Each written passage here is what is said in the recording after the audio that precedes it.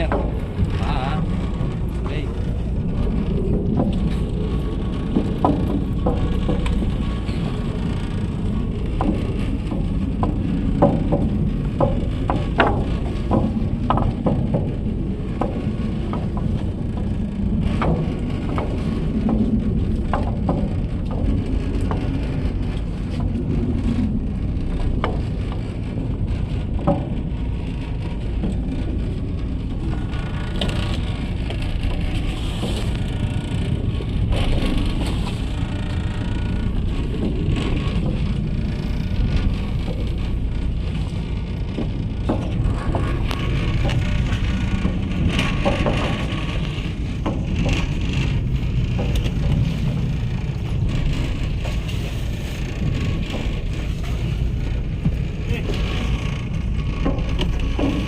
Sabi na, ang sasabihin ko sa paghatulan niyo kung ano, hindi i-excuse ni Jesus Christ yung ating kasalanan.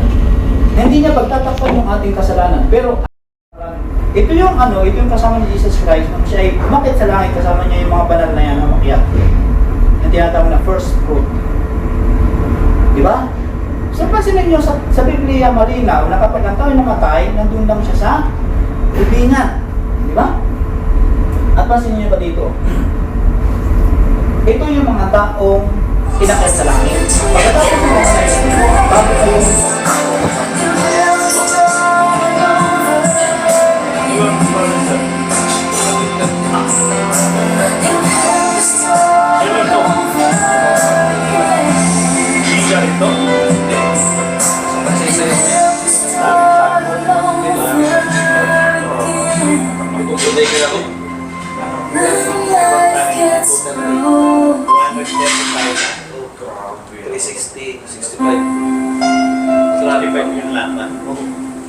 Anong size niya? Sabi niya.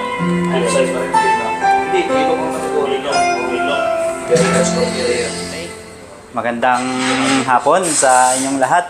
Ako'y muli nagpapasalamat na kayo nandito kasi kung wala kayo, wala rin ako dito.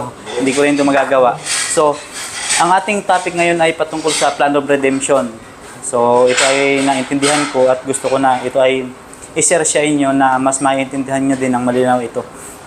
So, yung aking kagustuhan dito ay pure, na hindi ko tatakpan yung mga paninampalataya ninyo, hindi ko yung tatakpan, kundi titingnan natin sa Biblia kung ano ba talaga yung nakasulat, kung ano yung plano ng kaligtasan. So, nung nagdaan natin topic, ang tinapik natin ay kung sino si Jesus Christ. Kung saan siya nagmula. Pero dito sa topic na ito, i-assure ko sa inyo na mas makikilala niyo si Jesus Christ. Kung saan ba talaga siya, kung ano yung plano niya para sa atin, at kung bakit tayo nandito, at bakit may kasalanan.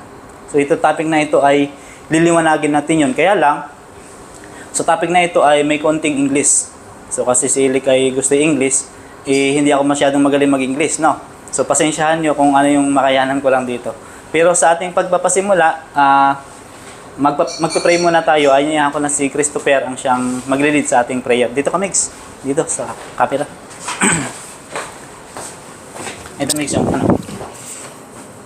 isabit mo dito sa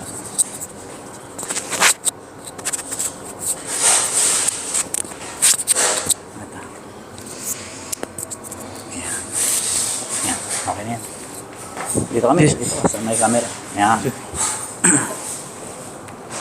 Sige, let's pray. Lord,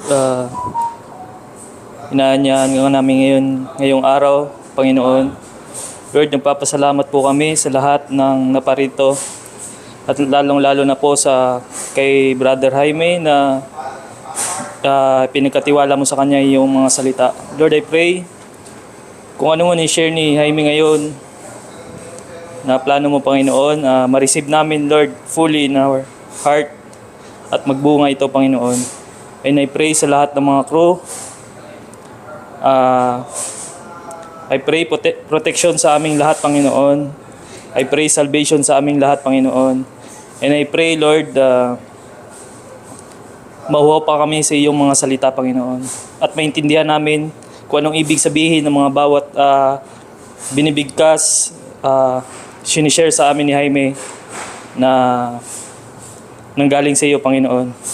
Lord, I pray unity sa aming lahat. I pray peace. I pray joy, love, goodness, patience, and self-control sa kadaysa, faithfulness, and also, Lord, sa aming mga pamilya, protection, Lord. Ikaw ang mag-provide sa mga kailangan namin sa pang-araw-araw. Protection, Lord, sa amin sa araw-araw, sa trabaho, and unity, Lord. Maraming salamat. In Jesus' name we pray. Amen. Amen. So, okay, nagpapasalamat sa kay Chris na siyang nag-lead sa ating prayer. So, kung sinong gusto magsalita, kunin lang ito na. Ito yung mic. So, okay. Magpapatuloy tayo.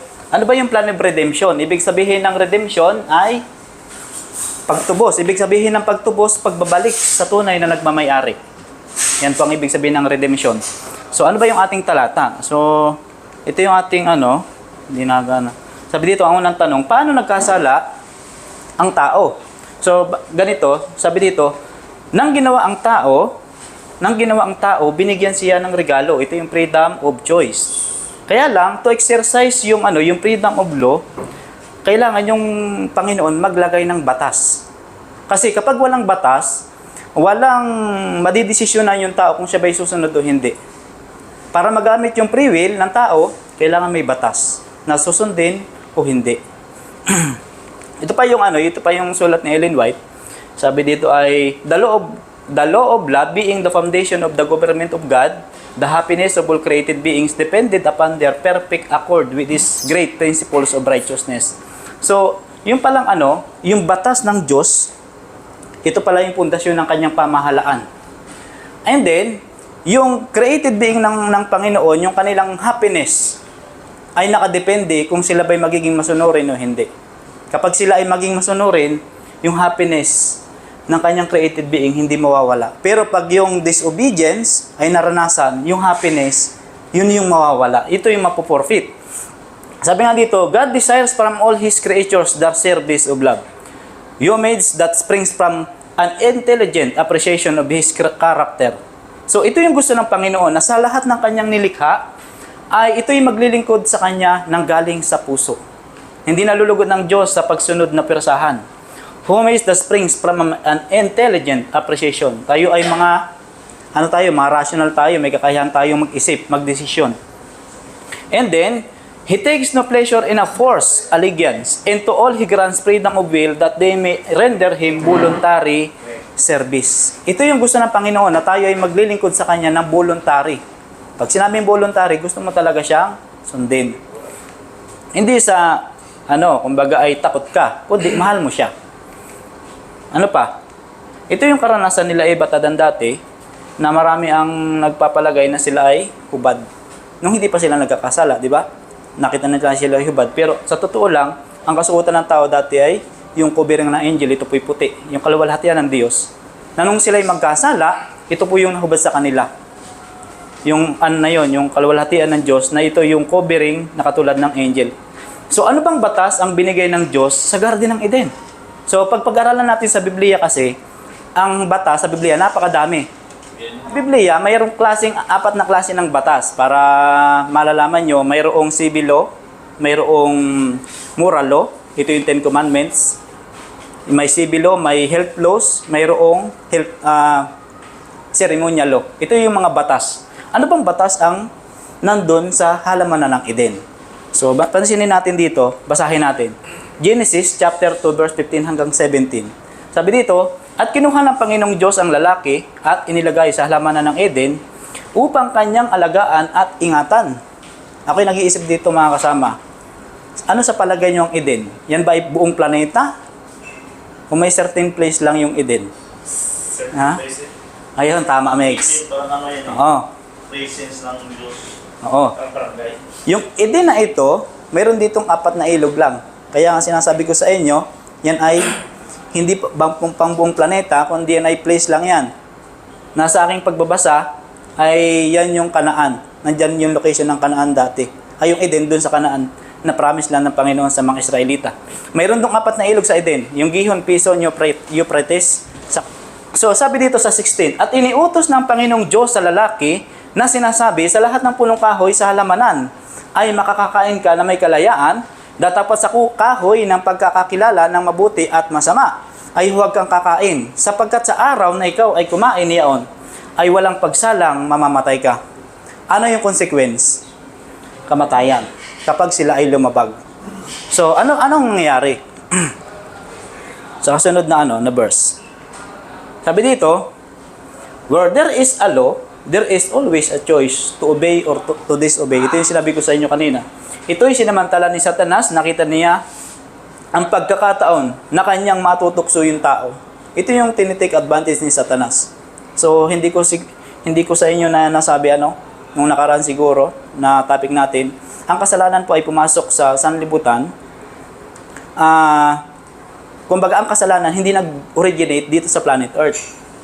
Ang kasalanan ay nagsimula sa langit. Si kay Lucifer, dun sa pinakamataas na ranking angel, na ito ay ini-exalt niya yung kanyang sarili, tinataas niya. Nung nabagsak si Lucifer, dito ang Panginoon nag-create ng planet Earth. Ito po yun. Kaya nga, yung karanasan na ito, nung nilalang ng Diyos itong planet Earth, yung kasalanan, nag-i-exist na. Pero, hindi pa infected yung ating planet Earth. Kay Lucifer pa lang. Pero, para makapasok si Satanas dito sa planet Earth, ay kailangan malabag ng tao yung batas ng Diyos. Alam niyo, sa aking pagbabasagan nito, dun sa halamanan ng Eden, sa isang kahoy lang may access si Satanas. Dun sa Tree of Knowledge. Yung pagkakakilala na masama mabuti. Diyan lang siya may access. Hindi sa pangbuong planeta. Pero nung nabagsak ang tao, alam niyo yung access ni Satanas, ni Lucifer na naging Satan, sa pangbuong planeta na. Everywhere nandiyan na siya. So anong ginawa ni Satanas doon sa halamanan ng Eden na kinaroroonan ng tao? So ganito, nag-possess siya doon sa ahas. So medyo napapalaki yung aking picture, Pero sa totoo lang, yung ahas, yan po maganda sa lahat ng hayop na nilalang ng Diyos. Ito po ay hindi gumagapang before. Siya ay kumakain ng prutas na katulad ng tao at siya po ay lumilipad. Na yan yung ginagamit na medium ni Satanas para makukuha yung atensyon ng tao. Pinakamatalino. So ito po yung sa Genesis 3:1 hanggang 5. Sabi dito, ang ahas nga ay lalong tuso kaysa alinman sa mga hayop sa parang na nilalang ng Panginoong Diyos. At sinabi niya sa babae, tunay bang sinabi ng Diyos, huwag kayong kakain sa alinmang punong kahoy sa halamanan? Yan yung inquiry ng ahas. Ni Satanas na nagpupusis dun sa ahas. Bakit? Baka nagtatanong kayo, bakit hindi si Satanas ang aktwal na tumukso? Bakit kailangan pa siyang magpusis dun sa ahas? Kasi ganito, si Adan saka si Eva, ang angel ng Panginoon ay bumaba dun sa halamanan ng Eden. At sila ay winawarningan na sabi, huwag kayong maghihiwalay na dalawa kasi may defeated po sa langit na nabagsak. Baka kayo tuksuhin at kayo kumain at kayo mamatay. So kapag siya ay angel itself na magtutukso kay Eva at Adan, makikilala siya. Di ba? Makikilala siya. Yun yung dahilan kung bakit siya nag-possess dun sa ahas. And then, yan yung kanyang inquiry. Huwag, tunay bang, tunay bang sinabi ng Diyos, huwag kayong kakain sa alinmang punong kahoy sa halamanan? Yan yung inquiry niya dun sa babae. Pansinin nyo, ito yung sabi ng babae, at sinabi ng babae sa ahas, sa bunga ng punong kahoy, sa halamanan ay makakakain kami. Ito yung kasunod, datapat sa bunga ng punong kahoy na nasa gitna ng halamanan ay sinasabi ng Diyos, huwag kayong kakain na yun, ni huwag ninyong hihipuin, baka kayo'y mamatay. Alam niyo, sa totoo lang, nung ito'y binabasa ko, nire-revise ko yung aking basa, na-amaze ako. Bakit? Kasi yung babae, hindi siya sigurado. Ang sabi ng Diyos, tunay na walang pagsalang mamamatay ka. Pero anong sabi ng babae? Baka. At hindi lang yon, yung pong paghipo, wala iyan sa sabi ng Diyos. Walang sinasabi ng Diyos na pag hinipo mo ay magkakasala ka. Ang sabi ng Diyos, yung pagkain lang. So alam niyo yung pangyayari niya, ikikwento ko ilalagay ko na lang dun sa video, dun sa edit, kung saan ko nabasa yon. So, ganito yan, si Satanas, di ba sinabi ko sa inyo, nandun siya sa punong kahoy lang na isa. Ngayon, itong si Satanas, na nag-possess dun sa ahas, itong si Eva, ay umalis. Kumbaga, humiwalay siya dun sa kanyang asawa na si Adan. Habang itong si Adan ay tulog, sabi niya, Nag-reason siya sa kanyang sarili. Sabi niya, ako naman ay matalino din. Ako ay may kakayahan din magdesisyon. Makadiscern ng tama sa mali. Kapag yun ay na-discern ko, na yan ay yung demonyo, na yan ay yung, yung defeated po, ako ay babalik kay Adan. Kaya nga lang, ang nandaya sa kanya, hindi yung anghel, kundi yung ahas. So, unaware si Eva, na mayroon palang hayop na nagsasalita. Ang alam ni Eva, sila lang may kakayahang magsalita. Ngayon, itong ahas ay siya ay nakatingala dun sa punong kahoy na yon. Iniisip-isip niya, bakit kaya ito ay ipinagbabawal ng Diyos? Samantalang sa paningin ay napakaganda. Kaya nga, ito yung tinitake advantage ni Lucifer, na sabi niya, tunay bang sinabi ng Diyos na, hindi ka makakain sa lahat? So sabi niya, sa lahat makakain, liban doon sa isa. Diba? Tapos, alam niyo ang ginawa ng ahas. Sabi niya, pumitas siya. Itong ahas na ito, kumakain na katulad ng tao. Pumitas yung ahas, ibinigay doon sa babae. Ngayon, nung dinampot ng babae, yung prutas na yon, anong sabi ng ahas? Ngayon nahawakan mo na yung prutas. Anong pagkakaiba kung kainin mo yan? Hindi ka naman namatay. Di ba? At ang isa pa, sabi niya, ay magiging katulad ng Diyos. Di ba? At yan yung dahilan kung bakit si Eva ay kumain. At ibinigay niya din doon kay Adan. And then sabi dito, at sinabi ng ahas sa babae, tunay na hindi kayo mamamatay. Papansin niyo diyan. Nagsisinungaling yung demonyo, di ba? Nagsisinungaling. Tunay na hindi kayo mamamatay. Tunay kaya na hindi sila namatay. So sabi dito sa 5, sapagkat talastas ng Diyos na sa araw na kayo'y kumain niyaon, ay madidilat nga ang inyong mga mata. Nakapikit kaya sila doon? Di ba? Nakapikit kaya? Madidilat ang inyong mga mata. Tunay na nadilat. Kasi dati hindi nila alam ang masama. Nung sila'y kumain, nakilala nila ang kasamaan, yung paglabag. At kayo'y magiging parang Diyos na nakakakilala ng mabuti at masama. Alam niyo ba itong pantayan yung Diyos? Ito'y pangarap ni Lucifer. Ini-exalt niya yung kanyang sarili doon sa aklat ng Isaias na pantayan yung Diyos, yung kanyang trono. Sabi dito sa kasunod, kinuha niya ang pansin ni Eva, ginamit ang ahas bilang medium, siya ay nagsinungaling, tunay na hindi kayo mamamatay. Tinukso niya ang tao na tularan ang pangarap niya na pantayan ang Diyos. Sa pansin niyo dyan, pantayan yung Diyos. Sek, welcome ka, Sek. So, ganito pa. Sabi dito, pinalabas ni Satanas na siya ang tama, na ang Diyos ang mali. Pansin niyo dyan, ang Diyos ang mali. Para bang may concern sa tao na ang paglagay ng utos ang dahilan upang kontrolin ang tao upang hindi siya mapantayan. Para kay Eva, ito na ang mabuting kainin. Alam niyo sa totoo lang, bakit dun sa temptation? Remember, dun sa Mateo chapter 4 saka sa Lucas chapter 4, bakit si Jesus Christ dun sa wilderness 40 days, 40 nights na hindi kumain, nag-fasting? Diba? Kasi kailangan niya ma-break ito. Nung kalagayan na si Eva ay kumain nun, hindi ako naniniwalang siya ay gutom. Kasi isa lang naman yung ipinagbabawal doon at lahat ng prutas doon ay available, di ba? Hindi siya gutom nung kumain ito. Pero hindi siya gutom pero natukso siya. In reverse that, si Jesus Christ hindi siya kakain for 40 days and 40 nights. Pero hindi siya matutukso. Sabi ng demonyo, kung ikay anak ng Diyos, gawin mo ang tinapay na ito. Gawin mo itong bato na ito na maging tinapay. Pero anong sabi ni Jesus Christ?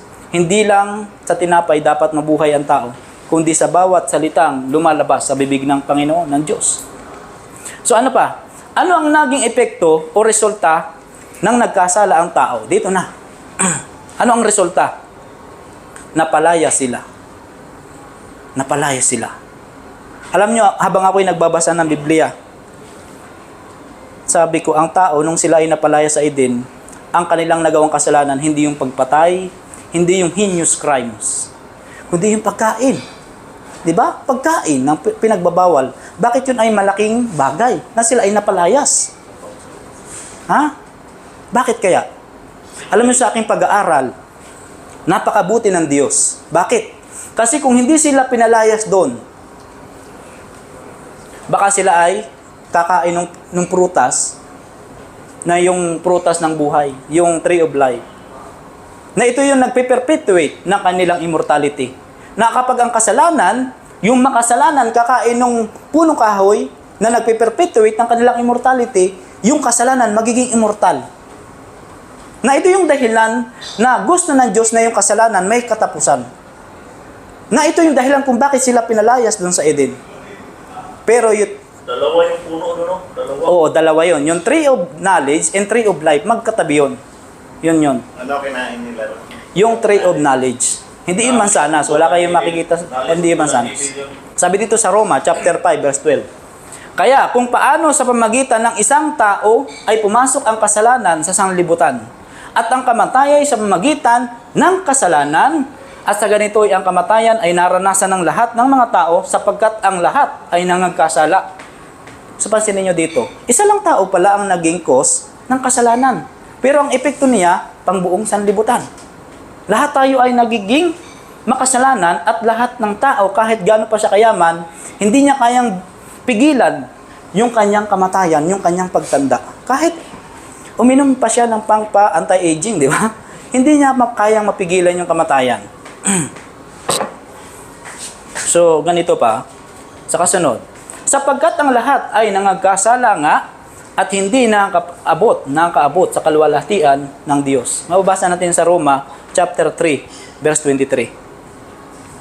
Dito pa, sabi dito sa Isaiah 59, verse 2, kundi pinapaghiwalay ng inyong mga kasamaan, kayo at ang inyong Diyos.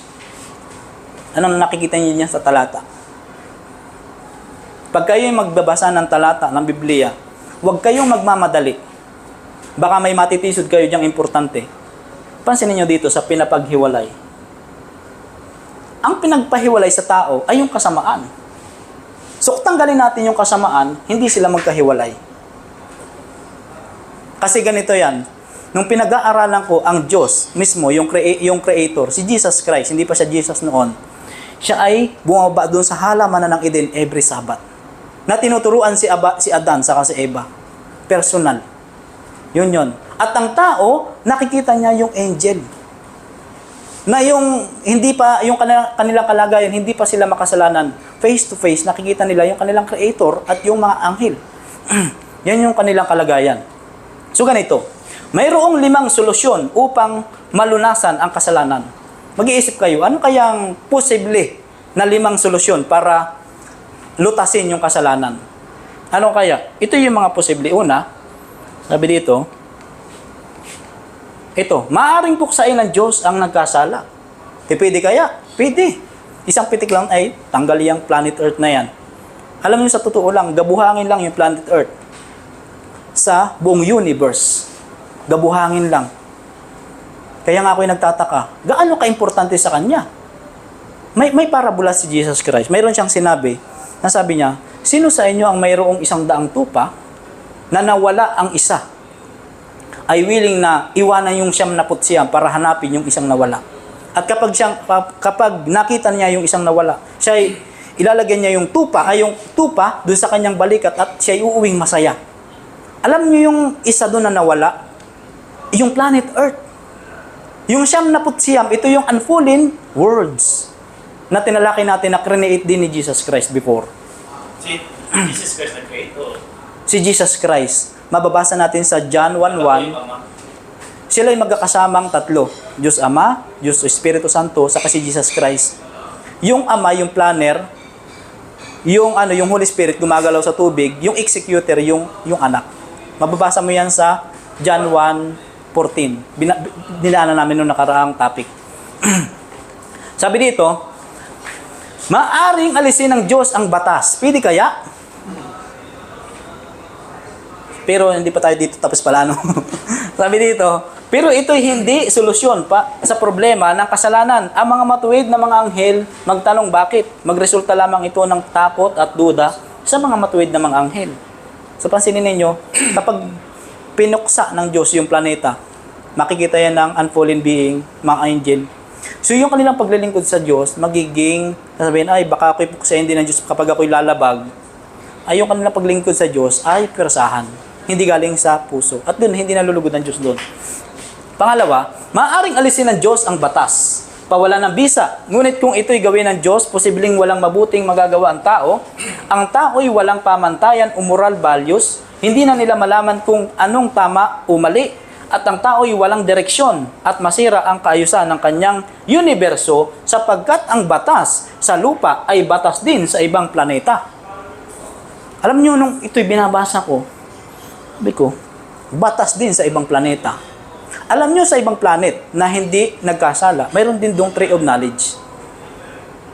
Na yung propeta ay pinakitaan sa vision na nandun si Enoch sa planeta na may 7 buwan. Ang sabi nung propeta ay dito ka ba dinala ng Diyos nung ikaw ay tinranslate sa langit. Sabi ni Enoch, yung sinabi ko sa inyo 300 years nilipat sa langit, hindi. Doon ako nakatira sa syudad, doon sa New Jerusalem. Ako'y bumibisita lang dito sa planetang ito na may 7 buwan.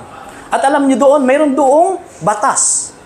Na sabi ng propeta, bakit ang mga tao dito ay napakasasaya? Sila ay halos magkakasing taas.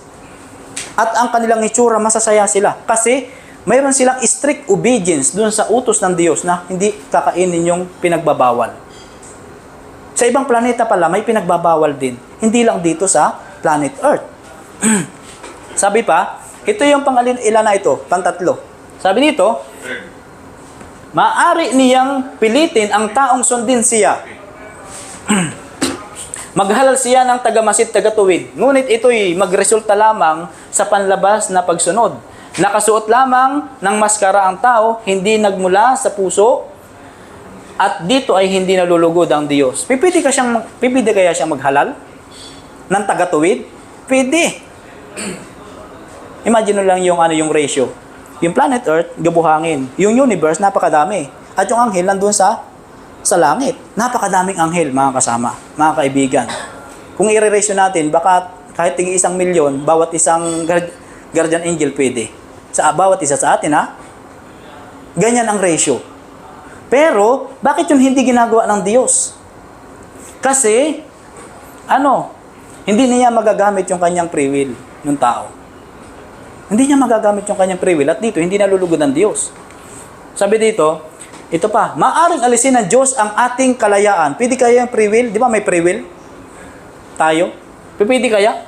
Ang galaw niya ay nakaprograma na. Parang robot, parang relo, parang laruan. Hindi makapagdesisyon sumunod o hindi. Gamit lamang siya ng Diyos. Pwede pang iprogram niya ng Panginoon na yung tao talagang 100% na hindi lalabog sa Kanya. Pwede. Bigyan ko kayo ng isang example. Mayroong robot, Mayroong robot. At mayroong kayong aso.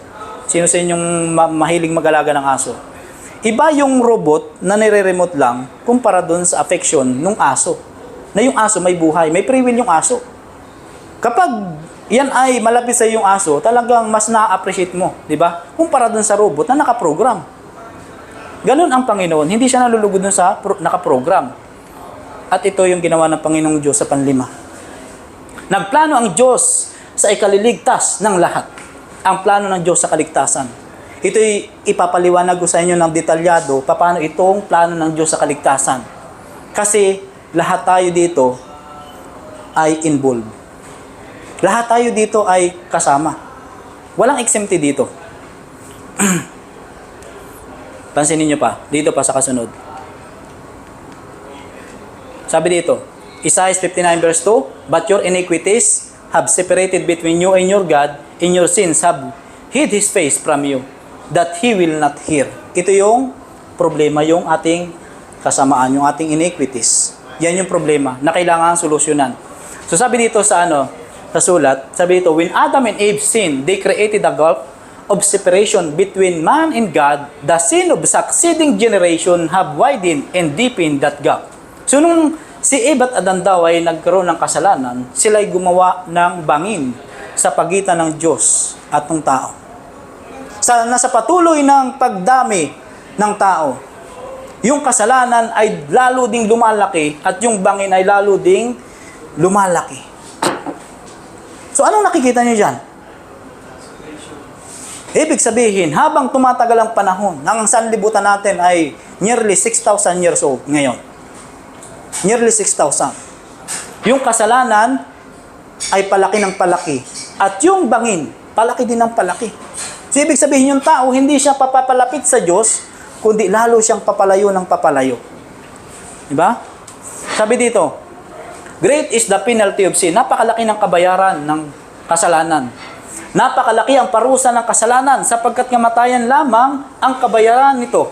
At ito hindi kayang bayaran ng tao ang kanyang pagkakautang. Lahat tayo papunta dito sa libingan. Dahil tayo ay mga makasalanan. Diba? Napakalaki ng parusa. Sabi dito, ito na ang kanyang kalagayan natin. Para makikita natin kung anong kalagayan natin ngayon. Sabi dito sa Roma, chapter 3, verse 10 hanggang 12. Gaya ng nasusulat, walang matuwid, wala kahit isa. Walang nakakatalastas, walang humahanap sa Diyos. Silang lahat ay nagsilihis. Magkakasamang nawalan ng kasaysayan, walang gumagawa ng mabuti, wala kahit isa.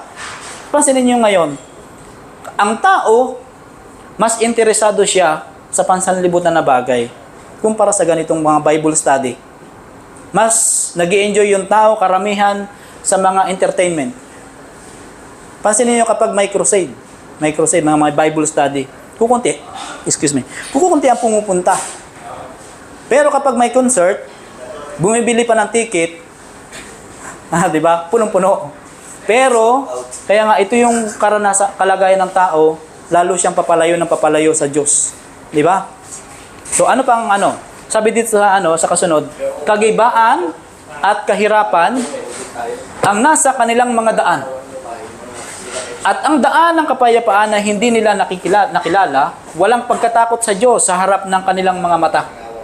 Ito pala yung dahilan kung bakit tayo ay nahihirapan. Hindi yung presidente na hindi ginampanan yung kanyang tungkulin na tayo nahihirapan, kundi yung kasalanan. Ano pa? Sabi dito sa Roma 3:23, sapagkat ang lahat ay nangagkasala nga at hindi nagkaabot sa kaluwalhatian ng Diyos. So ang tanong, kung lahat ay nagkasala, sino ang kailangang magbayad? Ay di tayong lahat. Di ba? Sino ang dapat mamatay? Ay di tayong lahat. Walang pag-asa, di ba? Walang pag-asa kung ganon. Pero titingnan natin, ano kaya yung ginawa ng Diyos? Na ang kalagayan natin, lahat tayo ay makasalanan. All have sinned. So, ito yung mababasa natin sa Story of Redemption, page 447, paragraph 1 hanggang paragraph 2. Sabi dito, the angels related to them the grief that was felt in heaven as it was announced that they had transgressed the law of God. Ito yung sinasabi ng anghel. Di ba? Kila Eva at Adan. Nang labagin nila yung kasalanan, nang labagin nila yung batas, ano kaya ang nangyari? Which had made it expedient for Christ to make the great sacrifice of His own precious life. Anong ibig sabihin nito? Na yung batas ng Diyos na nalabag ng tao, na ang tao ay mamamatay, ito yung dahilan kung bakit kinakailangan si Kristo ay mamatay. Expedient. Ibig sabihin, mayroon siyang kailangang gawin na mayroong action. Di ba? Mayroon siyang kinakailangang gawin na yung kanyang precious life ang kailangang mamatay. Di ba? Sabi, when Adam and Eve realized how exalted and sacred was the law of God, nung na-realize daw ni Eva at Adan na kung gaano kasagrado yung batas na nalabag nila, the transgression of which made so costly a sacrifice necessary to save them and their posterity from utter ruin. Napakalaking halaga ang kabayaran doon sa kanilang nalabag. Kasi yun ay batas ng Diyos. At kung ang Diyos ay sagrado, ganun din yung kasagrado yung batas na nalabag. Kaya nga pinapaliwanag ko sa inyo na ang Diyos ay nandito, ang anghel nandito, at ang tao ay nandito, talagang hindi niya kayang bayaran. Sabi dito, they pleaded to die themselves or to let them and their posterity endure the penalty of their transgression. Sinasabi nila na kami na lang yung magbabayad ng aming kasalanan. Wag lang yung precious life ni Jesus Christ ang siyang magbayad. rather than that the beloved Son of God should make this great sacrifice, the anguish of Adam was increased. He saw that his sin were of so great magnitude as to involve fearful consequences. Napakalaki ng resulta. Diba? And must it be that heaven's honored commander, sino yung tinutukoy ditong honored commander? No other than Jesus Christ. Yung commander ng mga anghel sa langit, na si Jesus Christ, who had walked with him and talked with him while in his holy innocence. Ito yung sinasabi ko sa inyo kanina, nung hindi pa nagkakasala si Eva at Adan, yung commander nila, na si Jesus Christ, tinuturuan sila every Sabbath. Bumababa yun dito sa planet Earth, si Jesus Christ, galing sa langit. Kung hindi kayo maniwala, basahin doon sa Genesis. Nung si Adan ay nagkakasala na, ang Panginoon ay naririnig nila na yung yapag ng Panginoon ay nandoon. At anong ginawa nila? Nagtatago sila doon sa punong kahoy. Sabi ng Panginoon, Adan, nasaan kayo? Sabi na Adan, Panginoon, nagtatago ako dito. Sabi, bakit ka nagtatago? Kumain ka ba ng pinagbabawal ko sa iyo? So ito yung patunay na yung maker natin ay bumababa dito sa planet Earth dati. Doon sa kanyang holy innocence, nung hindi pa siya nagkakasala. Whom angels honored and worship must be brought down from his exalted position to die because of his transgression. Yung yung kanilang commander, na yung posisyon niya sobrang taas, ay mamamatay. Dahilan lang sa paglabag ng kanyang create. Di ba? Sa create. Na pinapaliwanag ko nga sa inyo nung nakaraan, kung titingnan natin, ay langgam.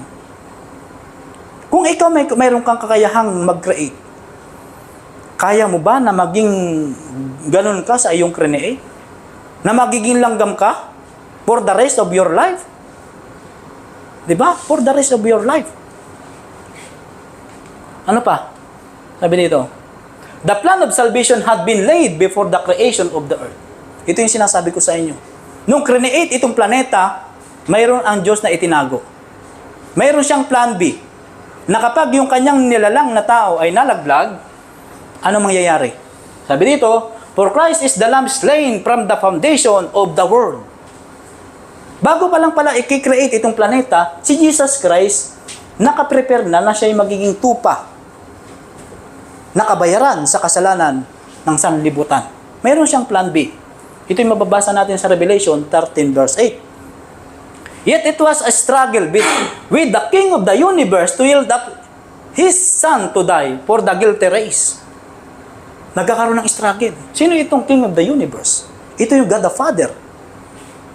Na mamamatay yung kanyang kaisa-isang anak. Diba? Yung kaisa-isa niyang anak. Para dun sa nagkasalang tao. But God so loved the world that He gave His only begotten Son. Mababasa natin yan sa John 3:16. Na ibinigay ng Diyos yung kanyang kaisa-isang anak. Upang kung sino man sa kanya ay sumampalataya, ay huwag mapahamak, kundi magkaroon ng buhay na walang hanggan. Everlasting life. Ipapaliwanag ko pa sa inyo yan kung bakit ito yung gusto niyang magkaroon tayo. Everlasting life. Bakit kaya? Mayroon ka na dati. Mayroon na tayo dito dati. Na ito lang yung na-forfeit nung tayo ay nagkasala. Ang tao dati ay hindi siya namamatay. Hindi tayo namamatay. Sabi nito, oh, the mystery of redemption, the love of God for a world that did not love Him. God was to be manifest in Christ, reconciling the world unto Himself. Papagbatiin, reconciling. Sa magitan din niya, para din sa Kanya. Pinag-aral natin dun sa John, sino naglalang? Si Jesus Christ. Nasabi niyan, kung wala ang berbo ay walang malalalang. Di ba? At ang berbo ay nagkatawang tao, sabi dun sa John 1:14. At ang berbo ay nagkatawang tao at lumagay sa kalagitnaan namin. So sabi dito, ano pa? Man had become so degraded by sin that it was impossible in himself to come into harmony with Him whose nature is purity and goodness. So, yung tao, habang tumatagal ay pababa ng pababa yung kanyang kalagayan, degraded by sin. na imposible na sa kanya na maging in harmony siya sa kanyang maker. Doon sa kautusan ng Diyos. Di ba? Yung purity, yung goodness, wala na sa atin. Di ba? But Christ could impart divine power to unite with human effort, thus by repentance toward God and faith in Christ, the fallen race, the fallen children of Adam might once more become sons of God. Ito yung mababasa natin sa 1 John chapter 3, verse 2. So, kaya nga, yung ating yung ating righteousness, hindi talaga makapasa sa standard ng langit. Kasi ang ating katwiran parang maruming basahan sa harapan ng Diyos. Kaya nga yung ating righteousness, yung ating kaligtasan ay imputed righteousness. Yung righteousness ni Jesus Christ ang ibibihi sa atin para tayo ay magkaroon ng kaligtasan. Ano pa? Sabi dito, man under the death sentence. Under death sentence. Sentensyado tayo ng kamatayan. Hindi lang tayo aware. Sabi dito sa Roma 6:23, sapagkat ang kabayaran ng kasalanan ay kamatayan, datapwat ang kaloob na walang bayad ng Diyos ay buhay na walang hanggan kay Kristo Jesus na Panginoon natin. Pansinin niyo, may kasalanan, yun ang dahilan kung bakit may kamatayan. Pero, sa magitan ni Kristo, mayroon ka nitong buhay na walang hanggan. At ang isa pa dyan, napakaganda, walang bayad. Ano lang gagawin natin? Ay di tanggapin siya. Kaya lang, ang problema, yung tao, hindi niya makita to. Hindi niya makita yan. Yung ginawa ng Diyos sa kanya. Sabi dito, the plan of salvation. Ito yung mababasa natin sa eternity past. Sabi dito, the plan of salvation, sorrow filled heaven as it was realized that man was lost nung nakita ng langit na yung tao ay nabagsak, ay napuno ng kalumbayan ang langit. Diba? Napuno ng kalumbayan ang langit, and that world which God had created was to be filled with mortals doomed to misery. Na yung ginawa ng Diyos na sanlibutan ay mapupuno ng mga mortal. Ibig sabihin, may mga kamatayan. Diba? Na ang kapupuntahan nila ay doom, misery, sickness, and death. And there was no way of escape for the offender. Wala tayong way of escape dun sa ating nalabag. The whole family of Adam must die. Yung buong pamilya ni Adan ay kailangang mamatay. I saw the lovely Jesus and beheld an expression of sympathy and sorrow upon his countenance. Ito yung sabi ng propeta, nakikita niya si Jesus Christ na yung kanyang countenance, yung kanyang mukha ay punong-puno ng sympathy. Diba? Simpatya. Ibig sabihin, may concern siya. Siya ay yung lumalang, na nabagsak yung kanyang nilalang. Tinitingnan niya ito, nakikita niya, walang pupuntahan talaga ito, kundi doom, misery, and death. Diba? Soon, I saw him approach the exceeding bright light which shrouded the Father. Pumunta si Jesus Christ dun sa trono ng kanyang Ama. Said may accompanying angel, he is in close converse with his Father. Ito yung sinasabi ng propeta, sinasabi nung kasama niyang anghel, na si Jesus Christ ay nakikipag-usap sa kanyang Ama. The anxiety of the angel seemed to be intense while Jesus was communing with his Father. Nag-aalala yung mga anghel habang tinitingnan nila na si Jesus Christ ay pumunta doon sa trono ng God the Father. And then, sabi pa dito, 3 times he was shut in by the glorious light about the Father. And the 3rd time he came from the Father, his person could be seen. 3 beses pala siyang lumapit, pumasok doon sa trono ng Ama. Diba? 3 beses. At alam niyo ang totoo nito? Si Jesus Christ ang nag-offer ng kanyang buhay sa kanyang Ama para bayaran yung kasalanan ng kanyang create. Diba? Hindi ko ito halos maintindihan kung gaano kapagmamahal ng Diyos sa atin. Pwede naman siyang lumikha ng bago, diba? Na hindi nadadaan sa kamatayan niya. Pero bakit pinipili ni Jesus Christ nang ganito? 3 beses pa siya pumunta doon sa trono ng kanyang Ama. His countenance was calm, free from all perplexity and doubt, and shone with benevolence and loveliness as words cannot express. So, sabi na dito, nung pangatlo, paglabas niya, ano nakikita kay Jesus Christ? Benevolence. Nakikita ng mga anghel na yung gusto ni Jesus Christ ay nagkaroon ng katuparan. Bakit kaya? Kasi pumayag yung kanyang ama sa plano. Sabi dito, He then made known to the angelic host that the way of escape had been made for lost man. Nagkaroon na ng paraan na yung ating kasalanan na tayo ay walang escape dun sa kamatayan na yon, nagkaroon na ng paraan. He told them that he had been pleading with his father and had offered to give his life a ransom. Pansinin nyo, si Jesus Christ, ino-offer niya yung kanyang buhay sa kanyang ama na siya yung magbabayad ng kasalanan ng kanyang nilikha, ng taong nabagsak, to take the sentence of death upon himself. Ito pala, sinasabi pala itong plano na ito ni Jesus Christ dun sa kanyang mga anghel before. Di ba? And then ano pang nangyari? Sabi dito, that through him, man might find pardon. Sa magitan niya magkakaroon ng kapatawaran yung tao. That through the merits of his blood and obedience to the law of God, they could have the favor of God and be brought into the beautiful garden and eat of the fruit of the tree of life. Pansinin nyo, gaano kapag mamahal yan? Willing siyang mamatay dun sa cross para lang tayo ibalik dun sa napakagandang Garden of Eden. At para yung tao ay makakakain ulit nitong fruit of the tree of life. Na ito yung magpe-perpetuate sa atin ng immortality. Hindi yan? Hindi ba napakabait ng Diyos? Di ba? Sabi dito, at first, the angels could not rejoice. Sa umpisa, hindi nalulugod yung mga anghel. Hindi sila masaya dun sa plano na yon. For their commanders concealed nothing from them. Yung kanilang commander na si Jesus Christ, walang itinatago sa kanila. But opened before them the plan of salvation. Jesus told them that He would stand between the wrath of His Father and the guilty man. Siya itatayo sa galit ng kanyang ama at saka dun sa guilty man. Siya yung magiging tagapamagitan. Diba?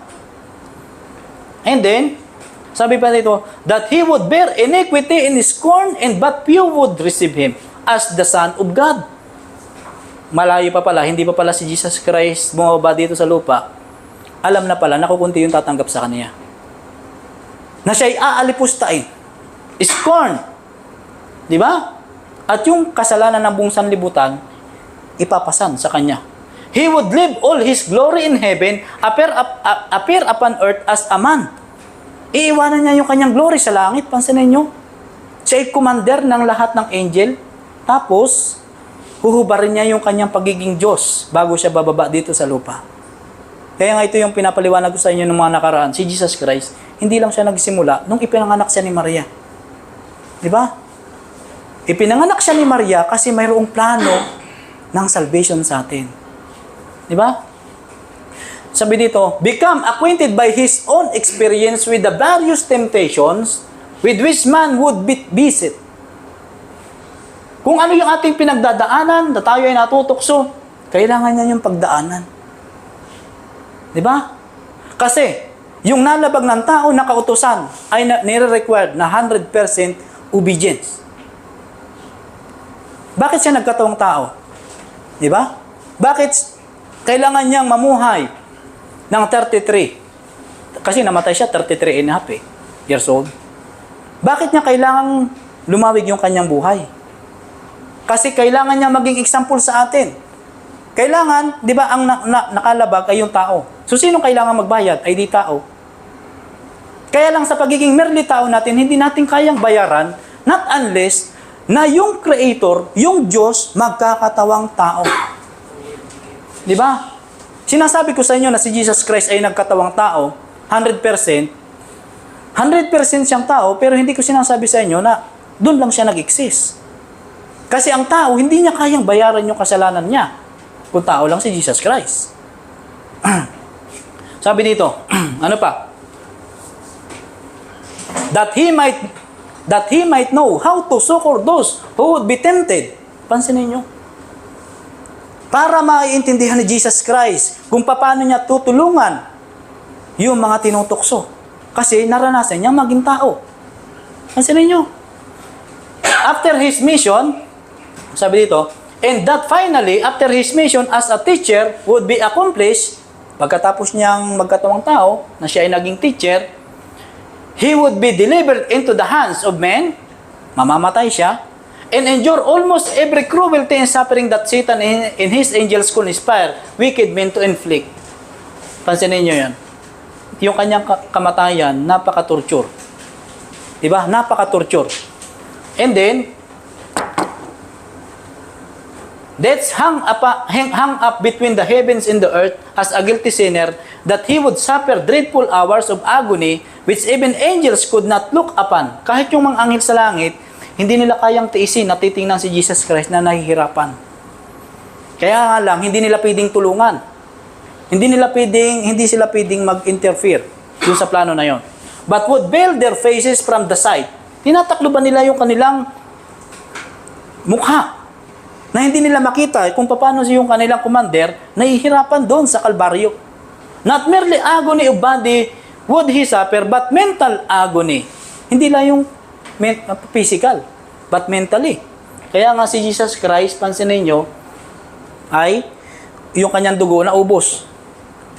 That with which bodily suffering could in no wise be compared. Wala maikukumpara.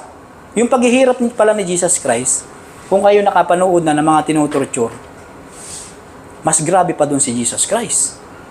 Bakit? Kasi dito, sabi dito, walang maikukumpara sa kahit na sino. Yung kanyang paghihirap dun sa cross. Walang maikukumpara. The weight of the sin of the whole world would be upon him. Yung buong kasalanan ng sanlibutan ay maipapasan sa kanya. He told them he would die and rise again the third day and would ascend to his Father to intercede for wayward guilty man. Hindi ba pala si Jesus Christ, nagkakataong tao, alam na niya na after 3 days, siya ay mabubuhay ulit. At siya ay aakit sa langit. At sa kanyang ama para mag-intercede for wayward guilty man. Para magkakaroon tayo ng kaligtasan. Ano pa? Sabi dito, with a holy sadness, Jesus comforted and shared the angels and informed them that hereafter, those whom he should redeem would be with him, and that by his death should ransom many and destroy him who had the power of death. So, pansinin natin dito, dun sa plano ng Diyos, ng kaligtasan sa atin, di ba't hindi nalulugod yung mga anghel? Nalulungkot sila. Pero yun ay chine-cheer ni Jesus Christ. Kinukomfort yun ni Jesus Christ. Nasabi niya, pagkatapos na siya ay mamatay doon sa krus, ay kakasamahin niya yung kanyang mga na-redeem. Tayo yon. Kakasamahin niya. Na kung saan siya, nandun din tayo. Para ma-destroy ang alin, yung power of death. Yung power of death. Diba? Para wala ng taong mamatay. And his Father would give him the kingdom and the greatness of the kingdom under the whole heaven. Anong kingdom ito? Ano kayang kingdom yan? Pansinin nyo, itong planetang ito ay pinagkatiwala kay Adan. Si Adan ay hari dito. Ngayon, nung si Adan ay nabagsak sa kasalanan, sino yung nagwagi sa kanya? Sino yung tumalo kay Adan? Di ba si Lucifer? Kaya nga si Lucifer ang hari ng planetang ito ngayon. Ngayon, nung si Jesus Christ ay nagbayad sa ating mga kasalanan, yung kingdom na yon, yun yung ibabalik sa Kanya. Kasi tayo property ng Diyos tayo. Pansinin nyo. And then sabi nga dito, and he would possess it forever and ever. Dito ka nag-iisip. Paanong mapapasa kanya yung forever and ever? Hindi nyo ba nakikita dyan yung forever and ever? Hindi na mauulit ang kasalanan. Mababasa nyo yan sa Nahum 1:9. Ang kasalanan ay ngayon lang. Pero hindi na yung papahintulutan ng Panginoon sa pangalawa. Hindi na yung papahintulutan ng Panginoon na yung kanyang anak ay mamatay dun uli sa cross. Pero kung isang beses lang yan, so ibig sabihin, ay sorry, last chance natin ngayon. Kung last chance natin ngayon. Sorry ha. Sorry. Namatay. Teka lang. Namatay ko eh. Lupa. Hindi. Nataklob ko yung yung screen. Teka lang.